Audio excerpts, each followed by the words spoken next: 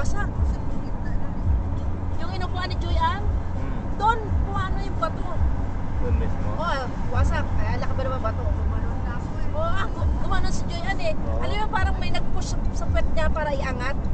Ganon lang niya sa kanya. Oo.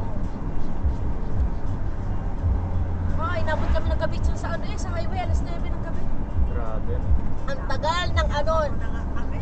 Nilalang. Buti may nagpadala ng McDo. Di may dumating na ano, na Rescue. the rescue squad. Parang bus baga siya. Oo, squad yun. Squad at saka ambulance.